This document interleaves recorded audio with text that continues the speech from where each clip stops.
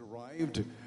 We finished Father Dave Concepcion's Cross and a Gospel of Solidarity, and then we dwelt into the Way of the Cross, which was very touching, very emotional. Our next speaker was the Vice President of the CBCP Committee on Basic Ecclesial Communities, one of the members of the Commission on Social Communications and Mass Media, Chairman, Permanent Committee on Public Affairs, Coordinator of Pondo ng Pinoy.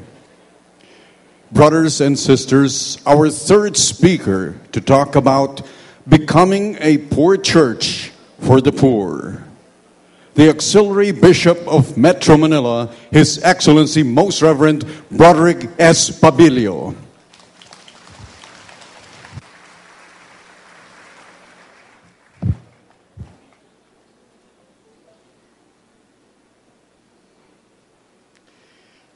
Magandang hapon po sa inyong lahat. Good afternoon.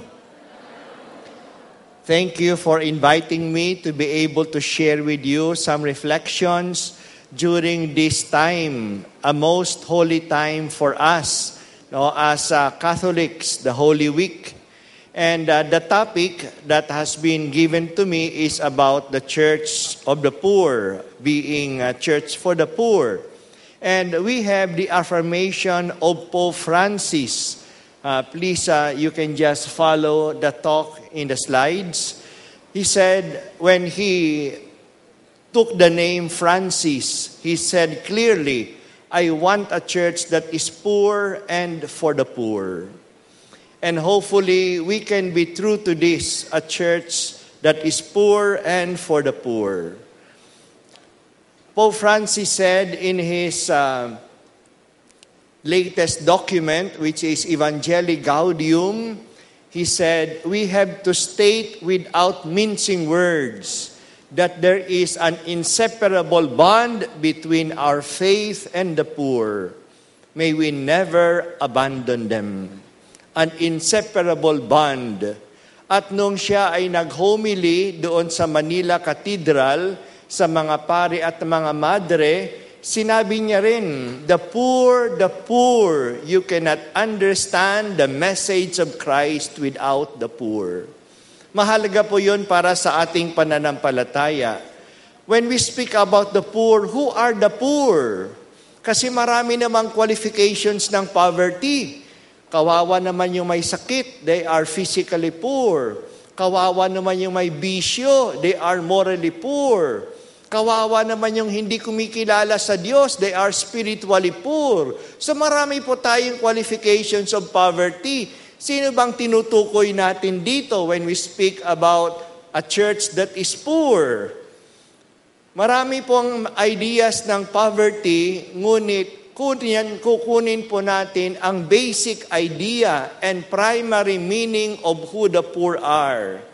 And those are the materially poor, the economically poor. Why so? Because of three reasons. One reason, material poverty usually brings along with it the other qualifications of poverty. Dahil sa sila'y walang pera, walang pagkain. Kaya sa tiyan pa lang ng nanay, bilang maliliit pa lang, malnourished na sila. Dahil sa malnourished sila, hindi na di-develop ang kanilang brain. Dahil sa maliit pa malnourished na sila, they are also madaling madapuan ng sakit. Mahina ang kanilang resistensya. Kaya nga ngayon, panahon ng graduation, makikita natin yung mga graduates ng mga public school, grade 6 ay maliliit. Ang mga grade 6 na mga private schools ay malalaki. Nabansot na sila dahil sa kulang sa pagkain. Because they are materially poor, maliliit yung mga bahay nila. Kaya makikita natin sa mga squatter area, napakaraming bata sa daan. Hindi dahil sa marami silang anak, ngunit hindi naman makakastay sa bahay yon, maliit yung mga bahay. Kaya naglalaro sa daan. At nasa daan sila, nasa kalye, nakukuha nila o galing kalye. Dahil sa maliliit ang mga bahay nila, kulang sa privacy. Kaya marami po mga sexual exploitation nangyayari sa mga bahay na yon. Dahil sa sila ay mga mahihirap lang, marami hindi nakakatapos sa pag-aaral. Ayon sa pag-aaral, sa 100 na pumapasok sa grade 1, 47 ang nag-graduate sa high school. Marami nag-drop out. No, dahil nga sa wala silang pangbayad. No, alam niyo po, noong ako'y nasa Palawan, I had been in Manila before, teaching in the seminary in Don Bosco. Tapos I volunteered to go to Palawan, and I asked the bishop to send me to a poor parish, and he sent me to the parish of St. Ezekiel Moreno sa Macarascas, bagong parokya lang, na wala pang simbahan, walang kombento, walang kuryente, walang tubig sa buong parokya. Ang isa ko pong gustong tuunan ng pansin yung mga edukasyon ng mga bata. Kahit na libre ang elementary school education, marami hindi nagtatapos dahil sa mga project. Wala silang pang-project, hindi sila makatapos sa pag-aaral. Iba'y walang pamasahe, pupunta pa sa ibang barangay para doon, walang pamasahe. Kaya gusto kong tinulungan ko yung iba. Madali lang naman, 75 pesos per month, 150 pesos per month sa high school. Pero nung nakita ko, ba't hindi pa kayo nagtatapos? Hindi ba may pera na kayo? Ba't hindi pa kayo pumasok? Ay, kasi nagkasakit si baby. Kasi po si Lola ay nagkasakit. Kasi wala kaming pagkain sa bahay. So pati yung mga para sa pag-aaral, naibigay na doon sa kapatid, sa bunso, sa lola, no, sa pagkain nila. That's why I realized in order to help the students, you have to help the whole family, no, na nandoon. So yan, nandiyan po rin po ang intellectual poverty, hindi nakakatapos. Dahil po sa sila ay nasa malalayong mga lugar, nasa mga isla, nasa mga bundok, nadadalaw ng pare, mabuti na ng minsan sa isang buwan. Pagpasok ko sa parokya, nadadalaw sila ng pare once a year. Nandun na yung kasalan, nandun na yung binyagan sa lahat. So what do they know about the faith? Dito lang sa atin, kahit na sa kalungsuran natin, malayo ka sa lugar, pamamasahe ka. Isang pamasahe, 8 pesos. Kung 4 kayo sa pamilya, that's 32 pesos para magsimba. 32 pesos pabalik sa bahay. Would you spend 64 pesos pamasahe lang para magsimba? Kaya marami sa kanila, hindi rin nagsisimba. Kaya they are also spiritually poor. So you see, material poverty brings along all the other forms of poverty. Second, kaya ang basic idea of material poverty, when we say that Jesus was poor, He was not intellectually poor, He was not morally poor, much less was He spiritually poor, but He was materially poor. Na isinilang sa sabsaban, na siya ay lumaki sa Nazareth bilang asyang karpentero, na siya'y walang matulugan, na siya'y namatay na halos hubad, na siya'y inilibing sa isang libingang hiniram lang. He was materially poor. And the church documents, when the church documents speak about the poor, ang tinutukoy nila, yung mga walang-wala, yung materially poor. Like for example, this document, coming from CFC, Catechism of the Filipino Catholics, na galing din sa Solicitudo Rei Socialis ni St. John Paul II. Ito yung sabi niya, this love of preference for the poor cannot but embrace the immense multitudes of the hungry, the needy, the homeless, those without medical care, and above all, those without hope of a better future. To ignore all these realities would mean becoming like the rich man who pretend not to know the beggar Lazarus lying at his gate. So maliwanag ang tinutukoy niya na mahirap dito, preferential option for the poor, ang mga homeless, ang mga walang panggamot, yung mga walang-wala sa buhay. So sino sila? Yung mga materially poor dito sa Pilipinas. Kukuha po tayo ng mga datos na galing mismo sa gobyerno. Mayroon po tayong tinatawag na poverty threshold. Maraming mahirap sa atin, ngunit may mga pinakamahirap, extreme poverty. Kapag nahulog ka sa poverty threshold na yan, ay talagang mahirap na. At sino yon?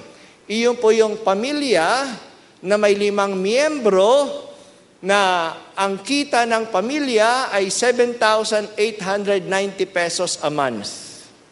Kung aaraw-arawin natin, ang kita niya ay 263 pesos a day. Kung iisa-isahin natin, ang bawat isa ay nabubuhay ng 52 pesos 60 centavos per day. Yan po yung poverty threshold. Mabubuhay ka ba ng 52 pesos sa isang araw? At sino yon? Ayon sa datos ng 2011, sila po'y 25.5% ng ating populasyon. 25.5% noong panahon, that would be around 23,700,000 individuals. Nasa ganyang kalagayan. Pero kung iyan yung extreme poverty, may mas mababa pa ron. Yan yung tinatawag nating food poor. Pagkain na lang. Huwag mo na pag-usapan yung bahay, no? Yung damit, yung kuryente, pagkain na lang. Ito yung food threshold na para lang mabuhay na hindi sila magutuman. At iyan po ay ang monthly income, a family of 5, ng 5,513 pesos a month. That is around 184 pesos a day. Kung iisa-isahin sa 5 miyembro, that would be 36 pesos 80 centavos per day. Mabubuhay ka ba ng 37 pesos? Para sa atin, isang merienda lang, kulang pa yan. Ngunit may mga taong nabubuhay dyan. Noong lumindol sa Bohol, nandoon pa ako noon sa NASA, sa National Secretary of Social Action, namigay kami ng mga tents para sa mga bahay na nasira. Nabalitaan lamang natin mga simbahan na nasira. Ngunit marami ring mga bahay na nasira. After 3 months, pumunta ako sa Bohol para bisitahin yung mga nabigyan namin ng mga tents. At sa isang barangay, 3 months na yon, October yung lindol, December, nandun pa rin yung bahay, sira pa rin. Nakatira sila sa tent. At nandun yung nanay na naglalaba. In-interview ko, sino po sila? Ako po'y si Rosalinda. Nasaan pong asawa nyo? 7 taon na pong namatay. Ilan pong anak nyo? 4 po, pero hindi ko kayang buhayin yung 4. Kaya yung 2 panganay, ibinigay ko na sa mga kamag-anak, yung 2 maliit na lang yung nasa akin. Ano pong hanap buhay nyo? Dito pong hanap buhay namin ay magtatahi ng nipa. Yung nipa leaves, tinatahi nila parang gawing pawid. At magkano naman mong nakukuha nyo? Ordinarily po, ang bayad sa amin ay 30 pesos per 100. Dahil po sa hindi naman ako full-time, maglalaba pa ako, luluto sa mga bata, maglilinis sa kanila, kaya nagagawa ko po 50 piraso lang kada araw. Ibig sabihin, ang kanyang income ay 15 pesos. At 3 sila mabubuhay sa 15 pesos a day. Kaya mga kapatid, kung nakikita natin yung mga tao dito nabubuhay sa lansangan, sa ilalim ng tulay, huwag nating sabihin bumalik sila sa probinsya. Because their life here is much better than in the provinces. Walang-wala sila roon. Dito sa Kamaynilaan, magkasakit sila, may mga clinic silang mapupuntahan. Magbubuhat-buhat lang sa Quiapo, no, dyan sa Paco, makakakuha sila ng pera. Magbibisi-bisikleta lang dyan, sa sidecar, makakakuha sila. Sa probinsya, walang-wala. Yan po yung mukha ng kahirapan dito sa atin. At ilan yung food poor sa Philippines? Ayon sa datos nga ng pamahalaan, 10.4% ng mga Pilipino'y food poor. And that would mean in absolute numbers, around 9,800,000. Food poor. Ganun pong kalagayan dito sa atin. At ano yung mga poorest sectors? Ano yung mga sektor ng mga taong mahirap? Mangingisda natin. 39.2% sa kanila ay mga talagang hirap na hirap. Susunod ang mga magsasaka, 38.3%. Susunod yung mga bata, 35.2%. Ang talagang hirap na hirap. Nandiyan yung mga self-employed, nagbabarbecue, na nagtitinda ng mga kakanin, 29%. Kababaihan, 25.6%. Kabataan, 22.3%. But notice that the poorest sector in the country are those who are found in the provinces. Ang nagbibigay sa atin ng pagkain, magsasaka, mangingisda. Sila yung hirap na hirap sa ating lipunan. Nasaan sila sa Pilipinas? Nasaan sila sa Pilipinas? Probinsya, porsyento ng mga populasyon na mahirap at bilang ng mga tao. Pinakamahirap, Lanao del Sur. 73.8% ng populasyon niya ay hirap na hirap. That's 687,000 people. Maguindanao, Mapapasapano, 63.7%. That's more than 500,000 people. Eastern Samar, Borongan, tinatamaan palagi ng bagyo, 63.7%. That's 279,000. Apayao, Northern Luzon, yan yung sa mga mountain provinces natin, isa sa mga mountain provinces, 61%. Zamboanga del Norte, 54.4%. More than 500,000 people. Notice that the first 5 provinces na pinakamahirap, 3 ay galing sa Mindanao. Isa sa Northern Luzon, isa sa Visayas. Sunod, 6th, Camiguin, again, Mindanao, 53.6%. Sarangani, again, Mindanao, 53.2%. 267,000. North Cotabato, again, Mindanao, 52.4%. Masbate, Bicol, 51.3%, 448,000. Northern Samar, 50.2%, 309,000. Again, 3 galing sa Mindanao, sa Visayas, Samar na naman, no? Kanina, Eastern Samar, Northern Samar, tapos mas eastern ng Masbate. Negros Oriental, 11, 50.1%. Western Samar, halos buong isla ng Samar, mahirap, 50%. Lanao del Norte, 49.1%. Bukidnon, 49%. Sultan Kudarat, 48%. Again, 3 ay sa Mindanao. So, pinakamahirap sa bansa natin ay Mindanao at ang isla ng Samar. At papasok yung Masbate, Apayao, Negros Oriental. Dito sa Kamaynilaan, nasaan sila? Sa Kamaynilaan, ito po yung picture sa atin. City of Manila, 5.1%. Remember, before it's 73%, 50% ng populasyon. Dito sa Maynila, 5.1% na pinakamahirap, 84,000 ng mga tao. Tapos nandiyan na yung iba. Tingnan niyo kung nasa kayo nakatira. Ang Archdiocese of Manila ay Manila, Mandaluyong, Pasay, San Juan, Makati. So nandiyan nyo, kaya nga, ang kahirapan sa ating bansa ay nasa kalungsuran, nasa kanayunan, in the provinces, hindi po sa mga cities. That's why people flock into the city.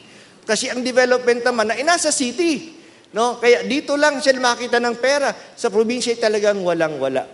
Sa Maynila, ang mahirap dyan, yung Baseco, yung Parola, yung Happyland, yung mga lugar doon. Pero ayon sa Forbes magazine, the income of 150,000 families is equal to the income of 6 million Filipinos. So, hindi pantay. Ayon sa Forbes magazine, the rise in the wealth of the 40 richest Filipinos in 2011 equated to 76% of the total growth of all the Filipinos. Sabi, mataas naman ang ating income. Second lang tayo sa China, 7.2%. Okay, mataas yung income. Saan pumunta? Sa 40 richest families. 76% nakuha nila. Ang growth ng Pilipinas. Ito, pag-aaral, comparison, country, GDP, gross domestic product, yan yung income ng bansa, 40 richest families sa lugar na yon, at ilang share nila sa GDP. Sa Philippines, noong 2011, ang GDP natin ay $76 billion. Ang 40 richest families, nakuha nila 13 billion. That's 76%.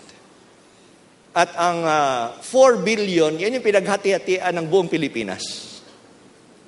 Napunta lamang sa kanila. Thailand, mas mayaman sila kaysa sa atin.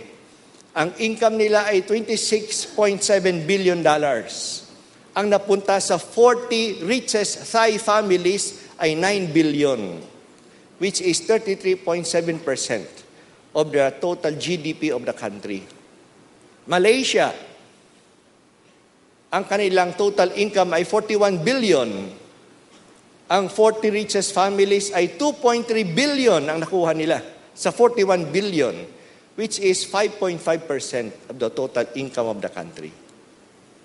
Japan, ang total income niya ay $381 billion. Ang 40 richest Japanese families, ang nakuha nila ay 11 billion. Mas marami pang kinuha ng mga Pilipino. And that's 2.8% of the income of the country. Ang problema po sa Pilipinas ay hindi lang sa kulang tayo ng resources, hindi maayos ang pag-distribute ng resources. Ang nakakapture lang yan ay ang mga may kaya. Yan pong kalagayan natin. With this situation, dito na po yung ating pagninilay. What are your attitudes towards the poor? Ano yung attitude mo personal? Kapag nakakita ka ng mahirap, ano yung naiisip mo? Ano yung posibleng attitude? One possible attitude ay disdain. Galit tayo, namumuhi tayo sa kanila. Kasi tamad Kasi nagpapagamit sa politiko. Kasi hindi nagsisikap. No? Kasi hindi nag-aral. Kasi mabisyo. Sinisisi natin sila. Mga kapatid, alangan naman na 25 billion ng mga Pilipino ay tamad. Alangan naman na 10 billion ng mga Pilipino ay nagsisikap. Kayo kaya, bigyan ko ng 37 pesos, mabuhay ka nga dyan? Hindi tayo mabubuhay dyan. Kundi sila'y nabubuhay, ibig sabihin nagsisikap sila. Ibig sabihin madiskarte sila.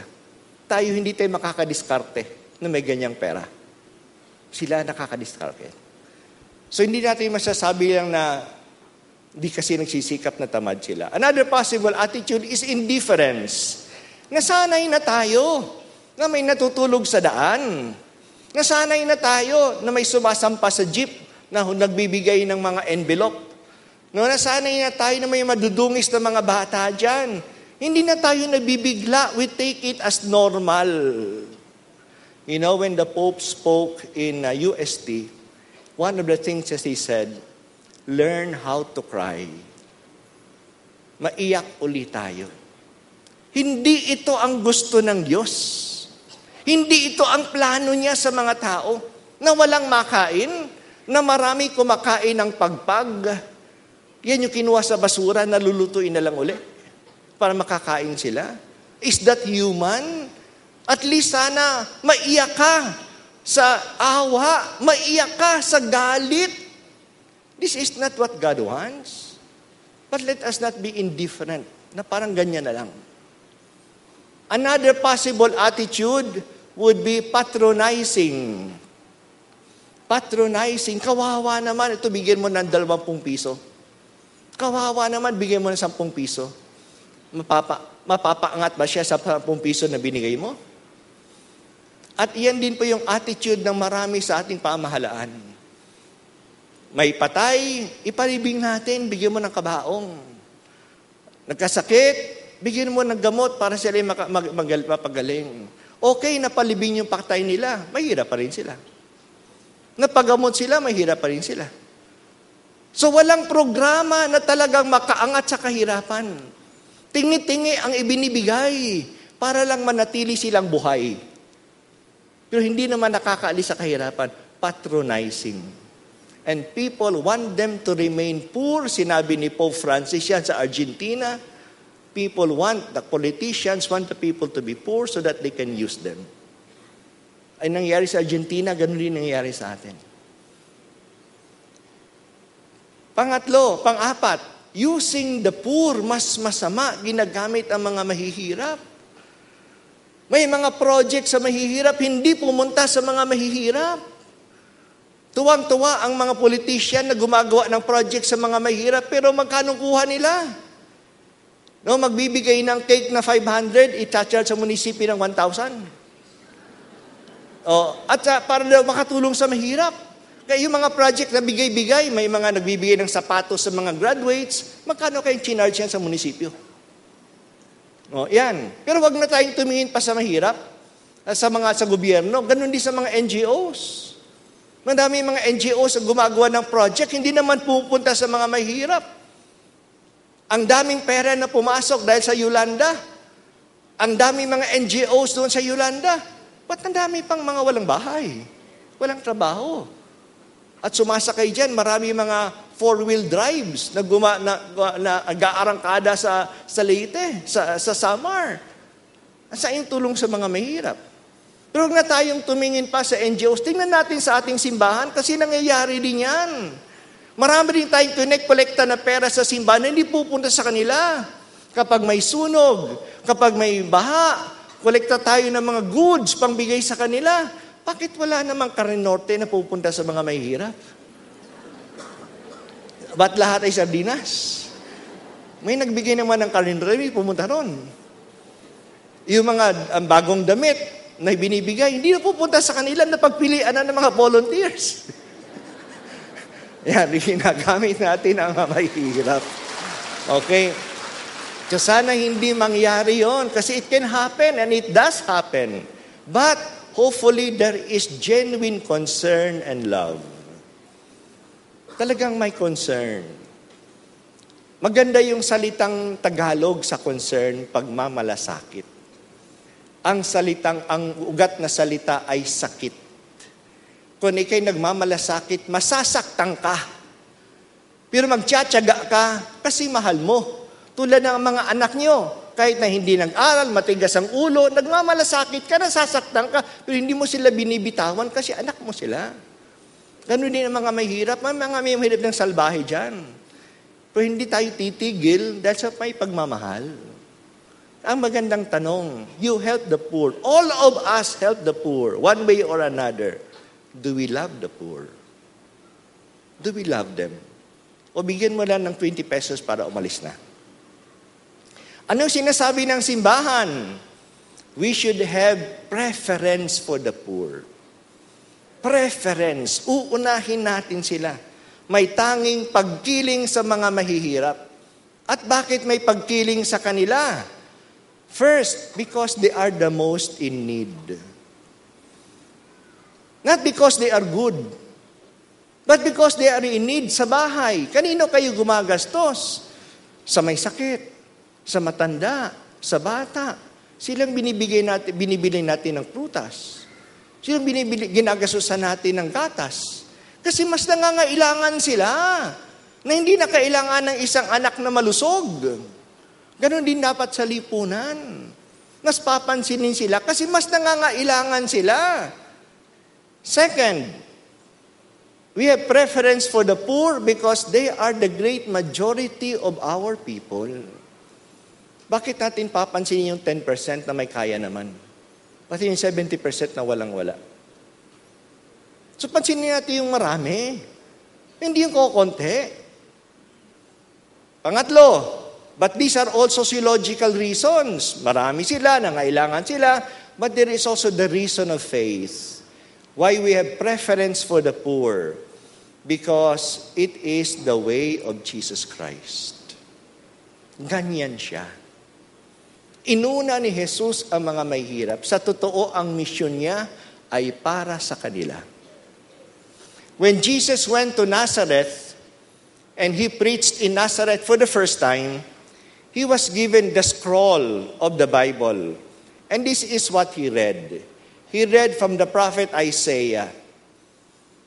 The Spirit of the Lord God is upon me, for He has anointed me to bring good news to the afflicted. He has sent me to proclaim liberty to captives, sight to the blind, to let the oppressed go free, to proclaim a year of favor from the Lord. Look, sino yung objective? Ang object ay prisoners, the lame, the poor, the sick, the afflicted. At pagkatapos sa basahin ni Jesus, ang kanyang homily, napaka-ekse. Ang homily niya, I will make happen what you have heard. Mangyayari itong inyong narinig. And look at Jesus, this was His mission. He was really healing the sick, casting out demons, staying with the oppressed. When John the Baptist was put in prison because he told Herod, it is not right that you should stay with the wife of your brother, sa bilangguan, medyo nainip si John the Baptist at medyo nagduda siya. Ba't wala pang ginagawa si Jesus? Nandyan pa rin yung mga Romano. Nandyan pa rin si Herodes. Nandyan pa rin yung pang-aapi ng mga kaparian namin. Ba't wala pang nagbabago? Kaya nagpadala siya ng 2 disciples to Jesus to ask Jesus, are you the one who is to come or are we to expect someone else? At ano ang sagot ni Jesus sa kanila? Go back and tell John what you have seen and heard. The blind see again. The lame walk. Those suffering from virulent skin diseases are cleansed. The deaf hear. The dead are raised to life. The good news is proclaimed to the poor. Anong ibig sabihin ni Jesus? The sign that Jesus gave that He is from God is what He was doing to the poor and the oppressed. Yan yung tanda na siya ang pinadala. Ang inaasahan ni John the Baptist na siya ang magpapabagsak sa mga Romano, sa mga nang-aapi sa kanila, ngunit ang ginawa ni Jesus ay doon magmalasakit sa mga naaapi sa lipunan. Kaya nga, Jesus said clearly, He identified Himself in a special way with the least. So He said, whatever you do to the least of your brothers, you do unto me. Remember, Jesus did not identify Himself with the rich or with the powerful. He did not even identify Himself with the good or with the religious. He identified Himself with the least. Ako'y nagutom, pinakain nyo. Ako'y nasa bilangguan, dinalaw nyo. Ako'y may sakit, inalagaan nyo. Identified Himself with the least. That's why, my dear friends, it's good that we keep in mind the teachings in the Bible. In the Old Testament, the subject of the poor is the second most prominent theme after idolatry. So it's a very prominent theme about helping the poor, about justice for the poor. Marami sa Old Testament. Sa New Testament naman, in the New Testament, 1 out of every 16 verses is about the poor. In the Gospels, 1 in every 10 verses.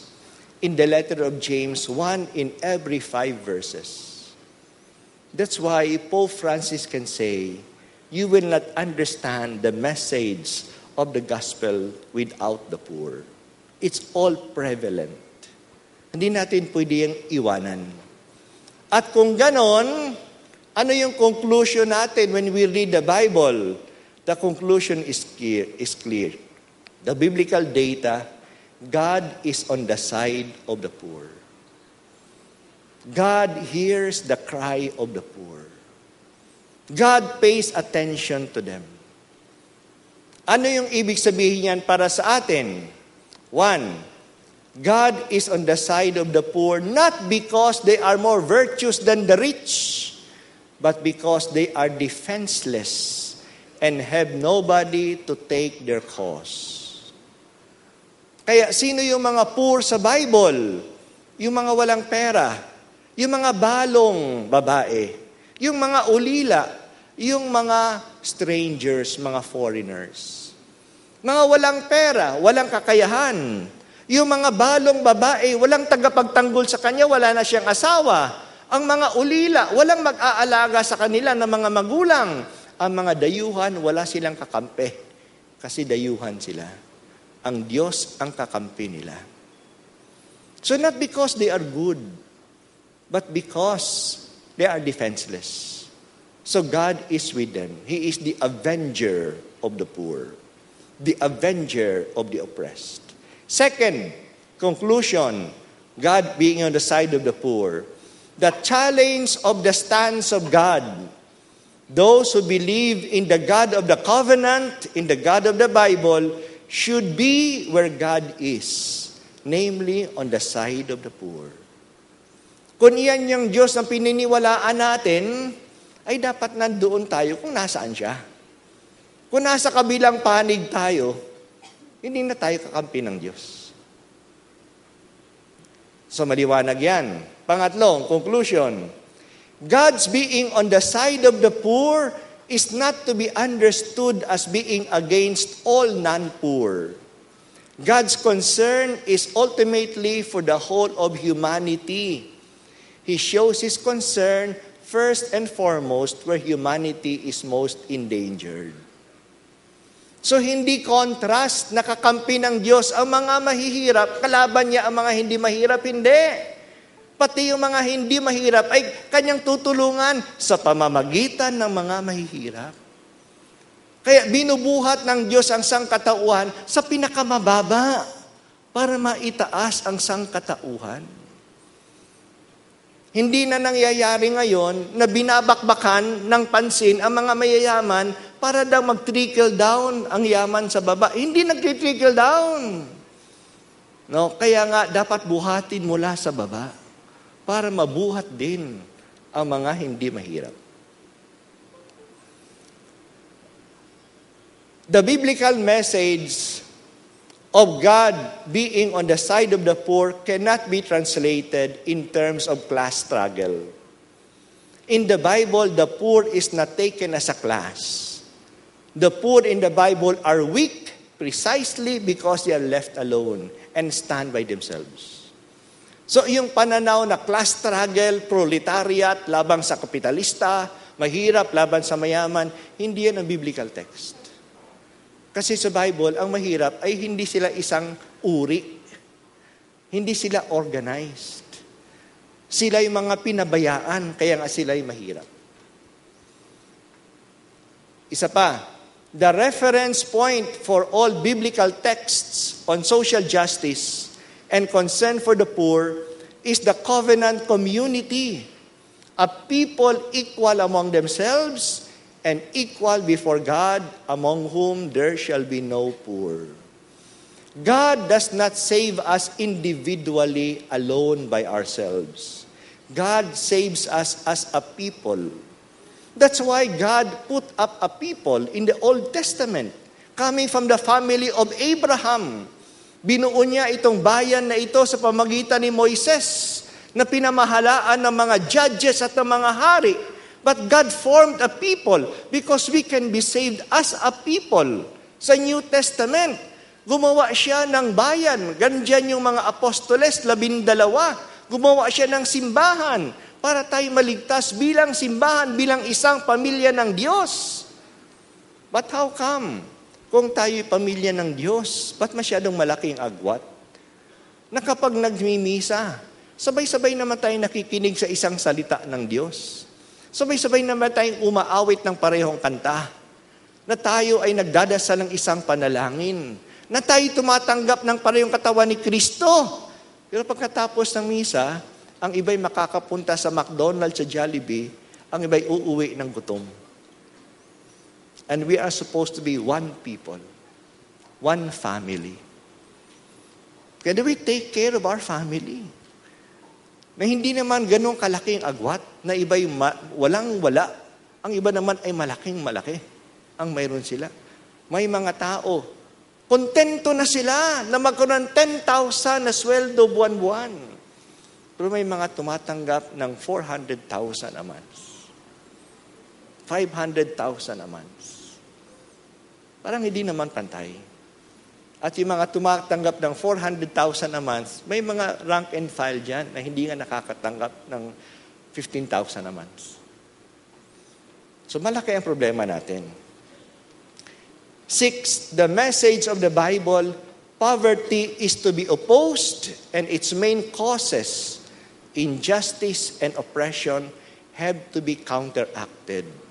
This calls for unrelenting work for justice. Kaya nga kung napapansin ninyo sa ating logo sa Year of the Poor, nakalagay sa gitna ang quotation from the prophet Isaiah, do justice, love kindness. Alam ko madaling mag-love kindness. Ang hirap mag-do justice. Ayaw natin kasi ng conflict eh. Kaya natin mag-struggle for justice. But a lot of causes of poverty is injustice.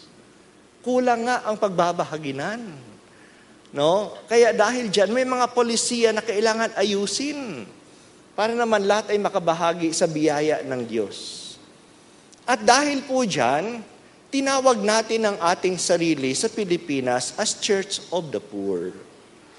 At iyan po yung sinabi sa PCP2 noong 1991. PCP2, iyan po yung pagmi-meeting ng mga leaders ng simbahan, mga 500 mga obispo, mga pare, mga madre, mga leader laiko, sila'y nag-usap ng isang buwan sa San Carlos, Guadalupe, in order to see the situation of the church and the program of the church. And they came out with the program at sa kanilang message to the people of God after the 1-month meeting, ito yung sinabi nila. As we approach the year 2000, Christ bids this community, ourselves, bishops, the laity, the religious, and the clergy of the Catholic Church of the Philippines to be Church of the Poor.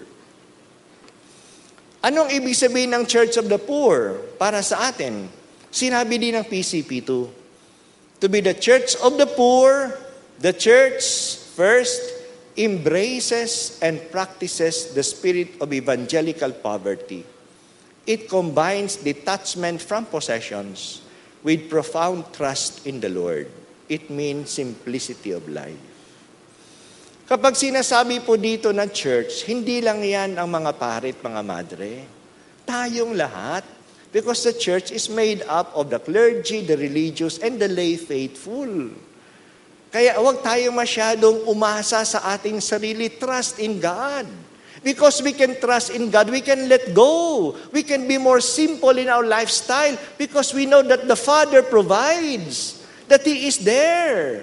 Kaya kailangan din tayo ng evangelical poverty, the poverty of Christ. Sinabi nga natin dito, by His poverty you became rich. Although He was rich, He made Himself poor, so that by His poverty you may become rich. Yan yung evangelical poverty. Jesus who emptied Himself, though He was God, in order to be with us. Yan din ang hinihingi sa ating lahat. At palakay ko rito, we can still be more simple, each one of us. To be Church of the Poor. Pangalawa, to be Church of the Poor, the church shows special love, a love of preference for the poor. Love of preference. Sabi ko nga, it's not enough just to help them, but do we love them? At inuuna ba natin sila? Kanina sinabi na natin, bakit? Sila ang pinakamahirap, sila ang mas marami, yan yung ginawa ni Jesus. Pangatlo, the Church of the Poor. The church defends and vindicates the rights of the poor, even when doing so spells for itself alienation or persecution. Defends the rights of the poor. At kung tayo, marami sa mga mahirap ay hindi marunong magsalita, ay pinatahimik na, tinakot na. That's why we become the voice of the voiceless. Pero kung gagawin natin yan, may matatamaan. Maraming benefactors ay may tatamaan. Alam niyo po, aminin ko sa inyo na ako'y inimbita dito na magsalita sa inyo ba Church of the Poor. Nag-iisip ako anong sabihin ko, sasabihin ko ba ito hindi? Medyo natakot din ako eh. Sasabihin ko sa loob ng SM. Hindi na ako makakapasok dito. But we have to bring out ang message. No? The rights of the poor na ipagtanggol natin. Ako'y galing sa Negros. At alam natin sa Negros, noong 1970s, 1980s, ay malakas ang social justice issue. No, dahil sa pang-aapi sa mga sakada ng mga hasyendero. At mayroon kaming malakas na obispo noon, si Bishop Fortich, na tinatawag nga ng militar nila Marcos at ng mga hasyendero na si Katoni. No, kasi talagang pinagtatanggol niya mga binabansagan siyang komunista. No, siya daw leader ng mga komunista. Naalala ko pang bata pa ako, sa mga church doors namin, may poster na nakalagay. Quotation galing from Dom Helder Camera. He was the Bishop of Recife, Brazil. Ang nakalagay doon, when I give bread to the hungry, they call me a saint. When I ask, why are they hungry, they call me a communist. Masyado ka nang mausisa. Magbigay ka na lang ng tulong. No. So yan. But we have to bring that out para makita sila. No?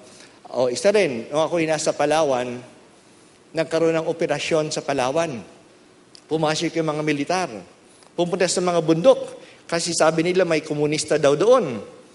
At dahil sa ako'y pumupunta sa mga bundok at nagmimisa roon, nakikita ko yung problema ng mga tao. Natatakot na yung mga katutubo na pumunta sa gubat, kumuha ng mga honey, kumuha ng mga yantok dahil sa pinaghinalaan sila ng militar.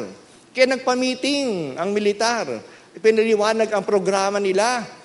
Any question? Nagsalita ako. Hanggang kailan kayo dito sa amin? Kasi habang nandito kayo, ang maraming mga tao namin hindi nakakapaghanap buhay, natatakot sa inyo.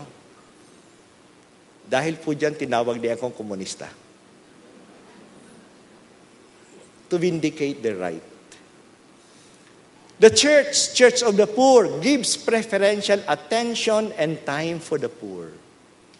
Kung sabi natin, preference sa kanila, love of preference, bigyan nyo ng time, bigyan ng attention, kausapin natin sila. Hindi man sila makakausap ng iba, at least sa atin, makakausap natin sila. At madalas po, yan lang ang gusto nilang makausap tayo. May makinig sa kanila. And for them, it gives them a lot of hope and a lot of dignity na pinakinggan sila. Nakatira po ako sa Tondo ngayon, Santo Niño, Tondo. Mga 3 years ago, linggo ng gabi, mga 10:30 na, tinawag ako ng gwardya. May naghahanap po sa inyo sa baba. Gabi na to, linggo pa, busy sa araw ng linggo. Anyway, bumaba ako at nakausap isang grupo ng mga urban poor na sila, kinento nila sa akin, galing sila sa Pasay. Sila ay i-demolish. Nakikiusap, pumunta sa mayor, pupunta sa congressman, hindi sila hinarap. Kaya nung gabing-gabi na, pumunta sa opisina ko. At nagkwento lang sila na kanilang problema. Wala akong magawa. Paano yan? Bukas i-demolish na kayo. Wala akong masyadong alam. Wala akong kilalang mga tao. Anong gagawin natin sa Pasay? Pero alam niyo, pag alis ng mga tao, masaya sila. May nakinig sa kanila. Yan lang po, makinig lang sa kanila. Kayo kunyari, sabi niyo, Church of the Poor, Year of the Poor, anong gagawin niyo? Alam niyo, hindi lang yung pagbigay ng pera. More than your money, they need your attention. Isang suggestion na magagawa niyo lahat. Pag nakakita kayong mahirap dyan, na namamalimos, kausapin niyo. Anong pangalan mo? Taga saan ka? Nasaan yung mga magulang mo? Matagal ka na bang ganitong ginagawa? You know, afterwards, hindi mo man sila mabigyan, masaya silang aalis, itinuring silang kapwa. Itinuring silang tao. Yan lang. At magagawa natin lahat yan. To give them attention, to give them time. Hindi perang hinahanap niyan. Ngunit pagpansin. Yung nagbebenta ng bulaklak, kausapin mo lang. Yung nagbebenta dyan ng mga soft drinks, kausapin lang natin. Malaking bagay na yan. Again, when I was in Palawan, dahil sa malalayo yung mga chapels, hindi ko pwedeng balikan ako. Kaya ang ginagawa ko, I go to one place, magmisa sa gabi, matutulog doon, and then the next morning, lakad na naman, misa naman doon, tulog naman doon, tapos lakad na naman, hanggang maikot ko sila at least once a month mamisahan yung mga 28 communities. Nagsasabi yung iba, may hirap na yan, kakain ka pa dyan. Natutulog pa yan. Nahirap na yan, papahirapan mo pa sila. Pero alam niyo, yung mga tao nag-aagawan na ako'y matulog sa bahay nila. Malaking karangalan. Natulog si Father dito. Kasama namin siyang kumain. Kahit na ano lang maihahain nila. So iyan lang, they want to be with. At iyan ay magagawa natin lahat. Pansinin lamang natin sila. Bigyan ng panahon. At iyan nga, hindi mo kailangan ng pera. The church has pastors and leaders who will learn to be with, work with, learn from the poor. It's not only to help them, but to be with them, to learn from them. Napakarami nating pwedeng matutunan sa kanila. That's why for me, I valued my 7 years in Palawan. Marami akong natutunan sa kanila. Hindi ko makalimutan si Mang Domeng. Si Mang Domeng isang katutubo na bulag. Kaya anong hanap buhay niya? Nagkakayod ng ratan, yantok, kinakayod niya, linilisan niya. Yung kanyang asawa pupunta sa gubat, mangongolekta ng ratan, ng yantok, at dadali sa kanya, at bahig na bulag, kinakayod niya. Pumasok ako sa bahay nila, may 3 anak sila. At pagpasok ko, open sky. Yung kanilang bubong ay sira na kasi mapawid lang yun. Pawid lang yun. Butas-butas na. At malapit ang tag-ulan yun. At sinabi ko, Mang Doming, paano po kayo nabubuhay? Ito po, kumakayod lang ng yantok. Magkano po yung nagbibili nyo? 50 pesos per 100. No, pinagbibili namin dyan. No, paano kayo nabubuhay? 3 yung anak nyo. Sira na yung bahay nyo. At alam niyo po, hindi siya galit. Nakatawa pa. At mahinahon na sabi sa akin, hindi ko makakalimutan, nabubuhay po kami sa awa ng Diyos. Nabubuhay kami sa awa ng Diyos. And that for me was a great lesson. Talagang wala na silang panghahawakan, kundi awa ng Diyos. At doon, ang galing, yung mga tao kapag nag-uusap kami, kita tayo sa linggo o may meeting tayo sa Tuesday, punta ka At sabi, okay Father, sa awa ng Diyos. Sa awa ng Diyos, nandyan ako. Parang nandyan palagi yung sa awa ng Diyos. Everything they're depending on God. Yan matututunan natin sa mga mahirap. Matutunan. Hindi nila control. Pero awa ng Diyos, nandyan ang panghahawakan nila. And according to Pope Benedict, sa kanyang dokumentong Verbum Domini, sabi niya, the church cannot let the poor down. Pastors are called to listen to them, learn from them, to guide them in their faith, and to encourage them to take responsibility for their lives. But you know, before guiding them in their faith, before encouraging them to take responsibility for their lives, we have to learn to listen to them and learn from them. Matuto tayo sa kanila. They can teach us a lot. Marami pong mga grupo na pumupunta dito sa atin. Grupo na magyunyog. Grupo ng mga farmers. Grupo ng mga manggagawa na talagang inaapi. Alam niyo, kung ako lang sa kanila, makikipag-away na ako. Kung nakikita ko sa kanila, malaki ang kanilang pagtsatsaga. Aping-api na sila, may pagtsatsaga pa sila. I learned patience from them. I learned trust from them. Kasi nababalik-balik sila sa DAR, sa DNR, sa Office of the President. No, ilang beses sila magka-hunger strike, pinangakuan, ganyan pa rin nangyayari. Pero hindi sila nagsasawa. Kung ako lang, galit na ako. Really, we have to learn from them. Marami tayong matututunan sa kanila. Sinabi ni Pope Francis sa Evangelii Gaudium, each Christian and every community must discern the paths that the Lord points out. But all of us are called to obey His call to go forth from their own comfort zone in order to reach all the peripheries in need of the light of the gospel. Go from your comfort zone. Reach to the peripheries. Yung mga tabi-tabi, hindi naman kailangan pumunta pa tayo sa China, pumunta pa tayo sa Samar. Alam niyo yung tabi-tabi, nasa tabi lang natin. Kuminsan kausapin mo yung driver mo. Kuminsan kausapin mo yung kasambahay. Kumusta yung nanay mo? Kumusta yung anak niyo? Kumusta yung bahay niyo? O sa bahay, sa lubos na bahay, ang ating kapitbahay. These are the peripheries that will need the gospel. So, hindi naman yan malayo. No? And our Christ is the Christ of the periphery. The Christ of God was the Christ of the powerless and the despised.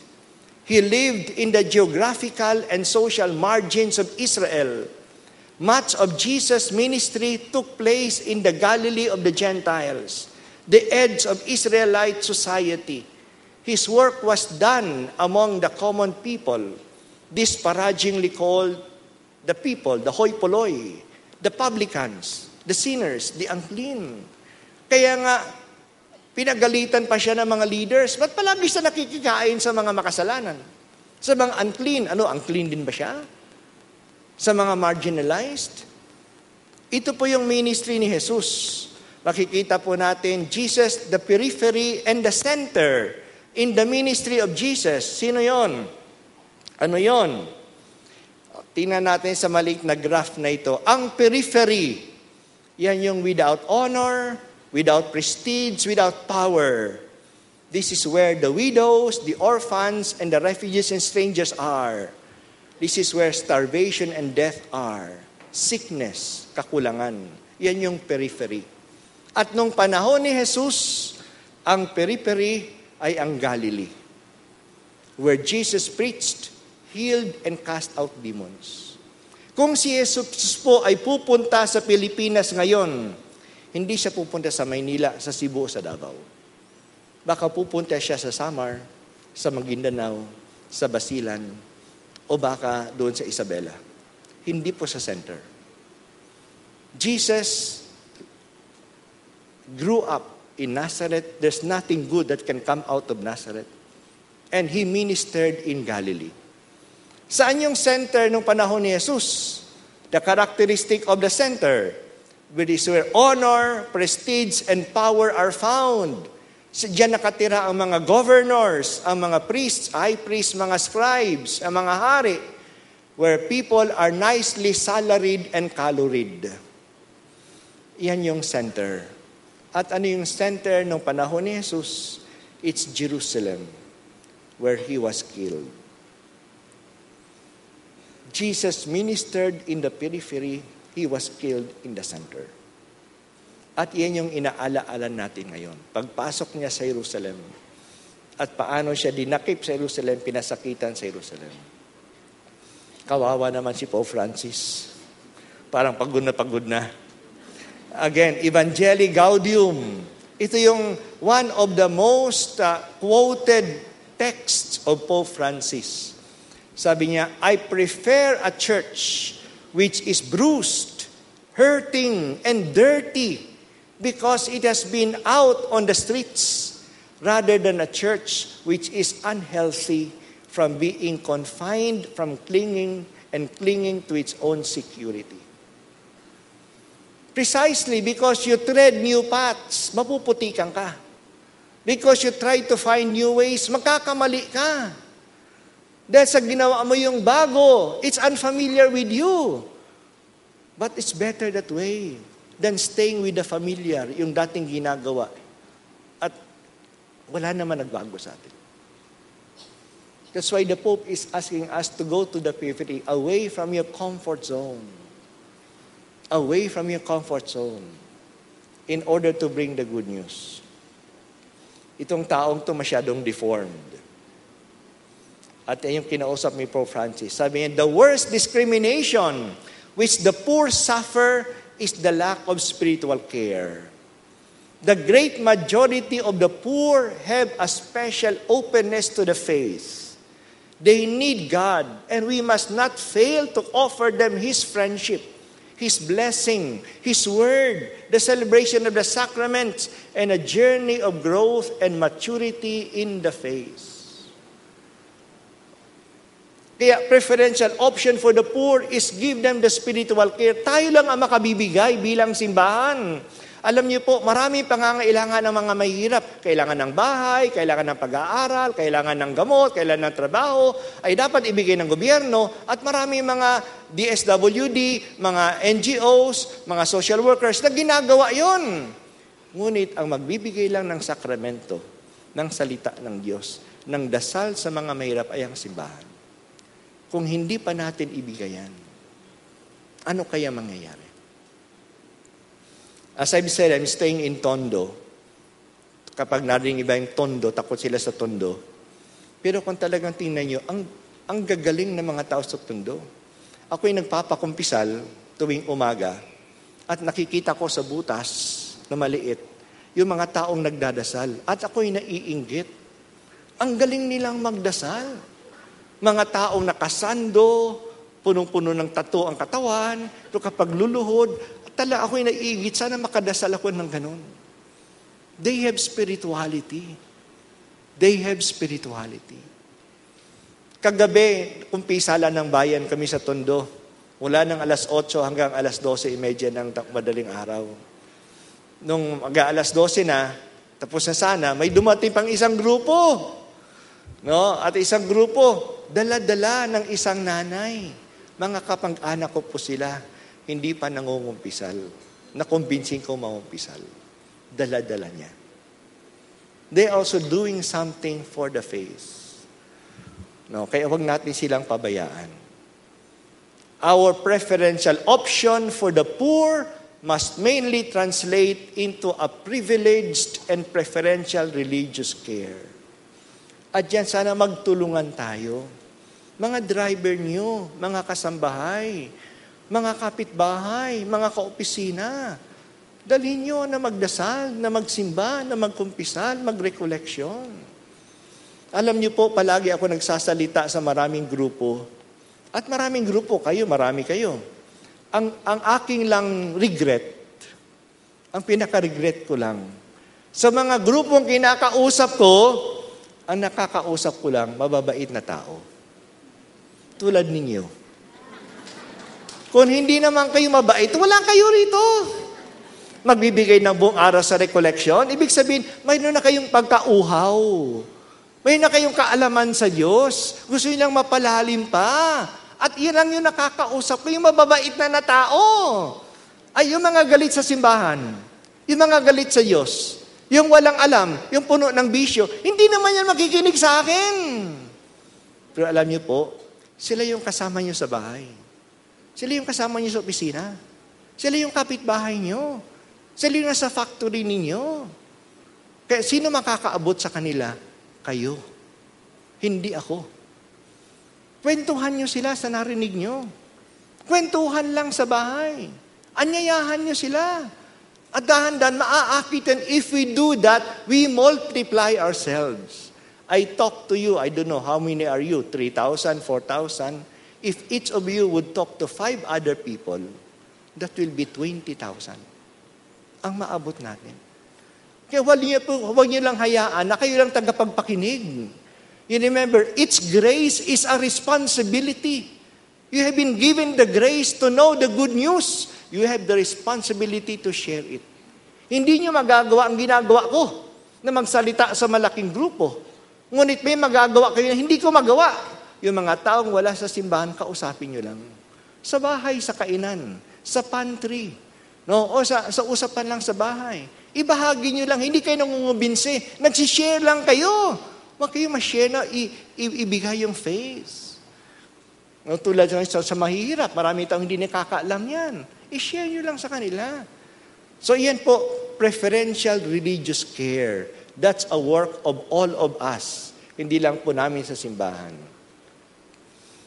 Again, Evangelii Gaudium. No one must say they cannot be close to the poor because their own lifestyle demands more attention to other areas. This is the excuse commonly heard in academic, business, professional, and even ecclesial circles. Hindi na ako makakausap sa mahirap. Doktor na ako eh. Professor na ako eh. Dean na ako eh. Monsignor na ako eh. Hindi na ako pwede dyan. Wala na akong panahon dyan. No one of us can say. Bakit? None of us can think we are exempt from concern for the poor and for social justice. Spiritual conversion, the intensity of the love of God and neighbor, zeal for justice and peace, the gospel meaning of the poor and of poverty are required of everyone. Are required of everyone. Para tayo maligtas. Sinabi ni Jesus, hindi kayo tatanungin sa last judgment, nag-recollection ka ba? Nangumpisal ka ba? Nagmisa ka ba? Nagprosesyon ka ba? Ang tatanungin sa atin, ako'y nagutom, pinakain mo ba? Ako'y nasa bilangguan, dinala mo ba? Ako'y may sakit, inalagaan mo ba? We will be judged on love, not on religious activities that we do. And hopefully, the religious activities that we do would lead us to love. Would lead us to love. If it does not lead you to love your neighbors, that is dead. Faith without works is dead. The faith that works is a faith that is expressed in love, in care for the others. Bandang huli, ang kapwa natin ang magliligtas sa atin. Let's summarize. Patapos na tayo. How to be a poor church for the poor. 1, love the poor and care for them. Love the poor. And you can love them if you know them. Kaya madalas, hindi natin sila love, hindi naman rin sila kilala. May mahirap pa kayong kilala. Talagang mahirap na mahirap. Kung makikilala natin sila, talagang maaakit tayo sa kanila. And then you care for them. So sana befriend somebody who is poor. Isa na mamalimos, kaibiganin mo lang. Kausapin mo lang. No? At magpapahalaga na sa iyo yan. Pangalawa, go out to the poor, be with them, and listen to them. And each of us can do that. Each of us can do that. To listen to them, to be with them. Umupo ka lang sa kanila, makipag-inuman ng kape. No, hindi alak, kape. O soft drinks. No, makikilala niyo sila. No? Be the voice of the voiceless. Use the influence of the church for the poor, who many times are oppressed and not listened to. Kayo na magpaabot ng boses ng mga walang boses. Kaya kayo na magpasabi kay Father, Father, ito po, kailangan ng gamot. May influence tayo bilang taong simbahan. Hindi naman talaga na may pera lang, may kakilala tayo. May kakilala kayong mga tanod, mga barangay captain, mga mayor. Hindi po natin masabi sa kanila, ito mga daing na mga taong walang kilala. So yan po yung magagawa din natin. Many times kasi ang solusyon natin, pera, wala akong pera. That's the very least na matutulong natin sa kanila. More than that, yan nga. Alamin natin ang kalagayan nila at tayo magbigay ng boses sa kanilang mga kahilingan. Make the resources of the church accessible to the poor. Hindi po natin maiiwasan na sabi nila ang simbahan ay mayaman. Hindi natin may iiwasan because that is the burden of history. The burden of history, ang mga ninuno natin nagtayo ng malaking simbahan, ng malaking school, that would last. Kaya malalaki yung ating mga buildings, yung ating mga resources, yung ating mga lupa. Ang tanong, are they made available to the poor? We don't need to sell them, but we make them available to the poor. At sana mapakinabangan nila. Kaya kayo naman ay mga responsibility sa inyong mga parokya, mga Parish Pastoral Council members. Tingnan nyo, how can we make the resources available? Tulad ng Santo Papa ngayon, talagang may care siya sa mga mahihirap. Alam nyo, doon sa St. Peter's Square, nagtayo sila ng showers. Kasi yung mga street people, walang papaliguan. Hindi naman nila matanggal sa street yung mga tao. Talagang gusto nila sa street sila. At least makatulong, maligo sila doon. Naglagay sila ng barber shop. May mga volunteer na mga barber. Parang magupitan yung mga street people na yun. Noong nakaraang linggo, binuksan niya ang Vatican Museum sa mga mahirap. At mga 150 na mga street people, first time nakita ang Sistine Chapel. Nakapunta sa Vatican Gardens. No, ibig sabihin, may resources ang simbahan, ginamit, buksan natin para sa kanila. No, pwede bang makapaglaro ang mga mahihirap diyan sa ating basketball, sa simbahan natin, basketball court? Pwede ba silang maggamit ng kwarto sa kanilang meeting na hindi na magbabayad? Pwede ba makagamit ng auditorium ng simbahan? Pwede silang makapagsimba sa loob ng simbahan natin, mamisahan sila? Dito sa Paco, maganda rin ang ginagawa nila. Yung mga street people, may isang pare, mayroon siyang mga 200 na mga street people, linggo-linggo pumupunta ron, pinupunta sa gym, at doon binuksan ang CR ng school. Linggo-linggo nakakapaligo sila, nakakalabas sila. Tapos minimisahan niya sila. Make it available. And the poor will not say, mayaman ang simbahan. Nagagamit naman namin eh. Pero magagalit sila, distant tayo sa kanila. Yung kakayahan ng simbahan hindi naging available sa kanila. Okay? Maraming salamat po sa inyong lahat. Thank you.